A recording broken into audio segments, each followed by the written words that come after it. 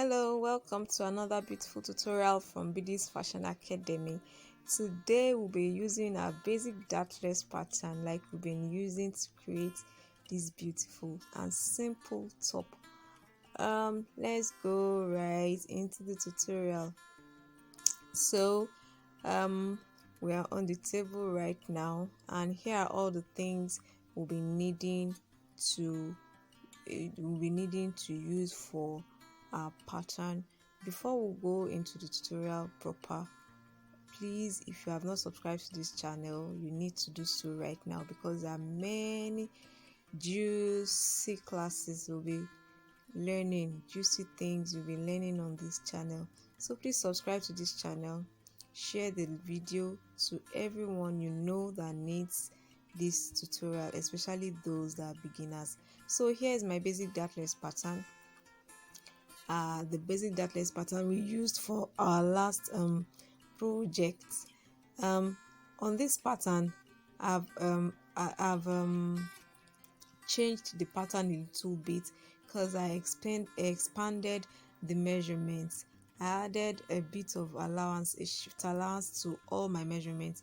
For example, my bust is 33 inches divided by 4 will give me 8.25 on my basic dartless bodies.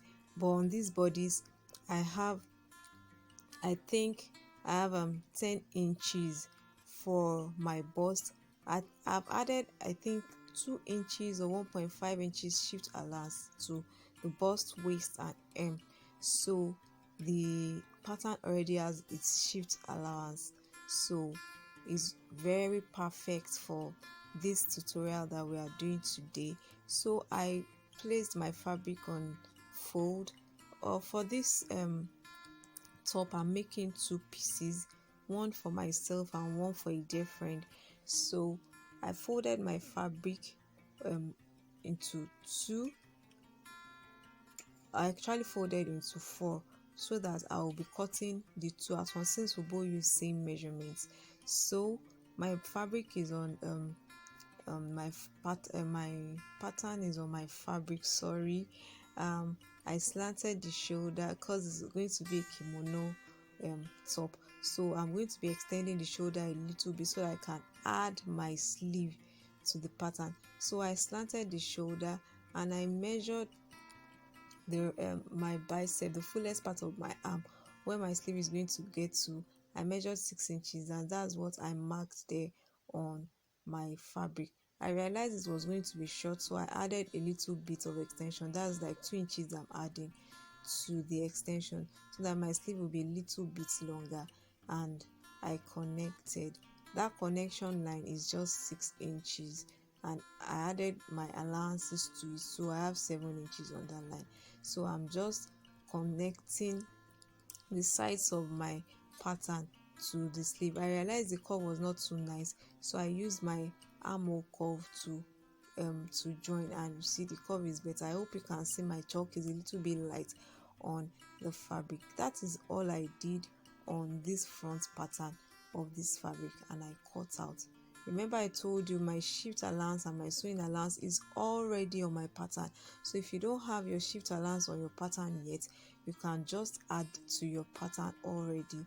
I added my shift allowance, which is 2 inches already, and I added half inch sewing allowance to this pattern before placing on my fabric. So I'm cutting out already.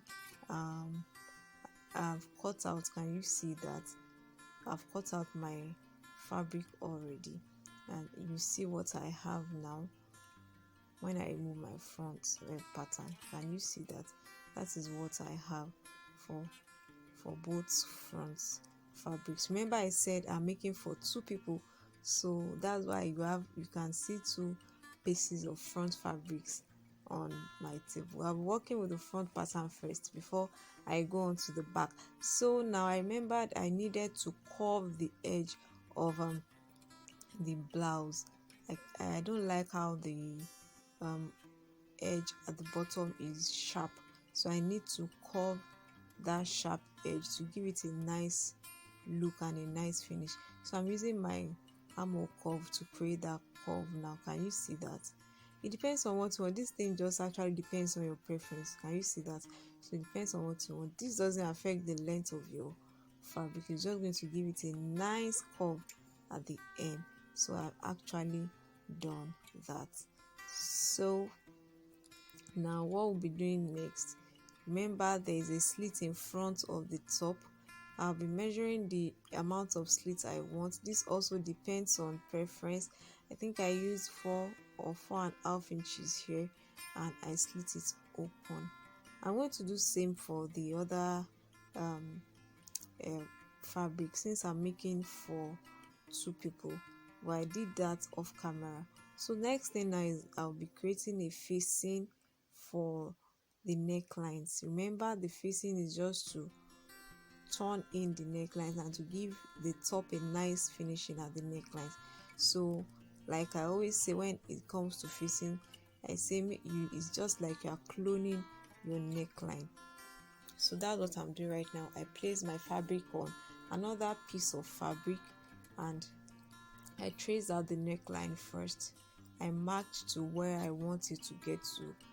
I'm using 5 inches here, so I'll just continue marking the 5 inches round my neckline that I just cloned. So I'm just marking 5 inches round, 5 inches. Can you see that?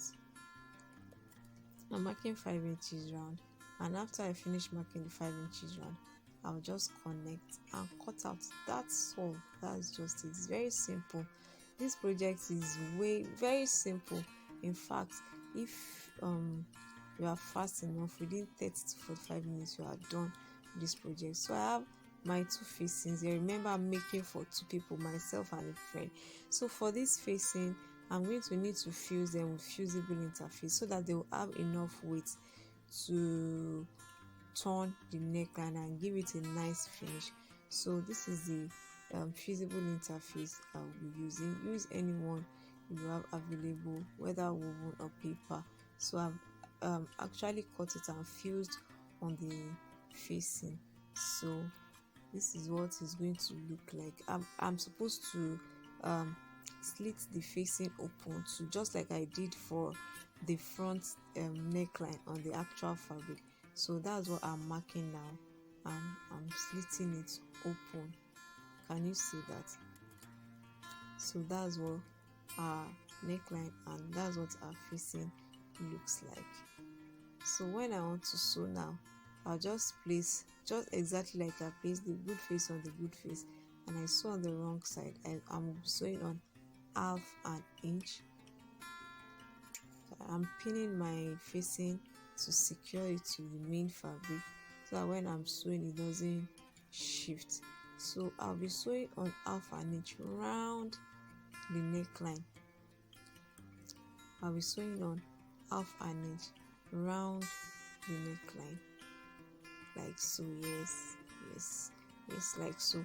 I'm sewing on 1/2 inch, and I'm doing same for the other neckline too. I'm going to be slitting it open later on, and I'll be doing same for that neckline too. They are both fronts. Later on we'll get to the back where you see what I'll do to the back neckline. So how to cut for the back here. For the back, our neckline is not going to be as deep as the front, and the depth of our neckline for the back is going to be 1 inch. So that's what I've marked there, and I'll curve cutting out now. So that is for the back neckline. It's as simple as that. The other part you just need to trace out. So the difference between the front and the back pieces is just the neckline.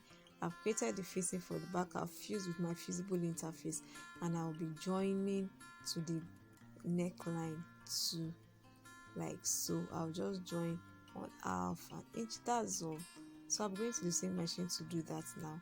I've actually finished turning the front piece. Can you see that I went on to overlock it? I'll be turning it now so that you see what it actually looks like. After joining the facing to the main fabric, I trimmed the excess out so that I won't have any bulge when I turn. So I'm turning now, and this is our final result for the front piece. Can you see? It's as neat as ever, and I've not even ironed, but because I fused the facing, it's giving the facing enough weight to fold over the front piece. I did same for the back piece too.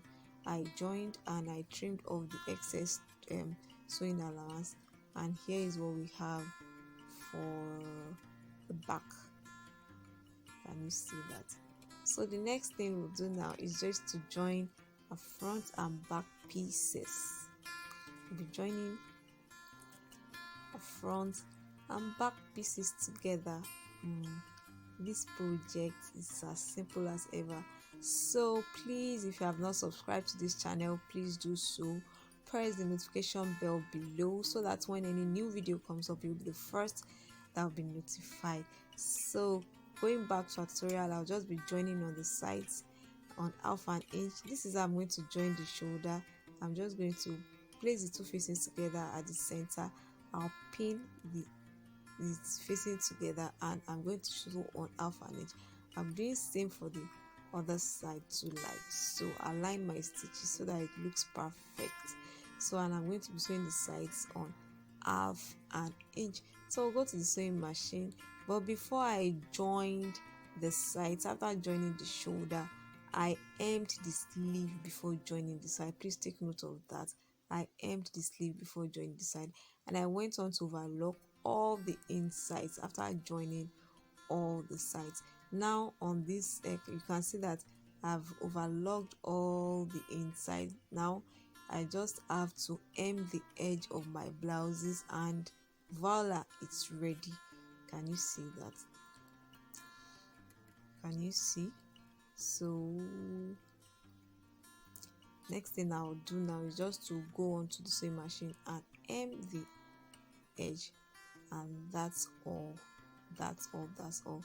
Thank you for joining in today's class. Thank you.